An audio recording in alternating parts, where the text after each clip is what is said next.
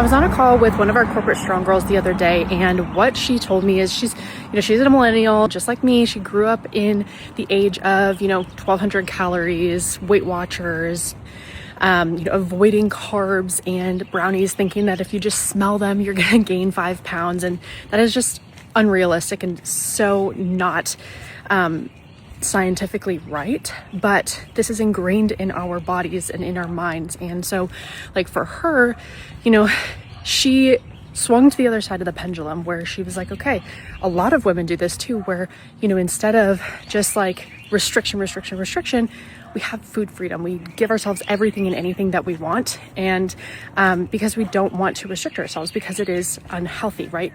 But I think the issue here is that there is actually necessity for some restriction, because when she came to us and we got her into the Corporate Strong Girl program, we had her start to track what she's been eating. She's been eating healthy. She's been doing all the things. She hasn't been, going crazy.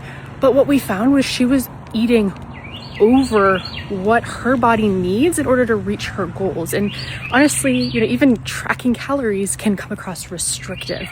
But if we don't know the data, if you think about, going after a KPI, a project, sales goal, whatever in corporate, and you don't know the data, you have no idea what you're doing. You have no idea which levers to pull to ensure that you actually see the results that you want.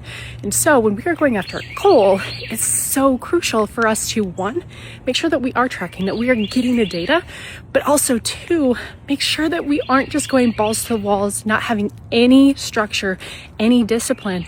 Because yes, you can have a bagel, have the chocolate cake, and lose body fat, but that can't be your 100% of the time. It has to be your 20% of the time, not your 80%.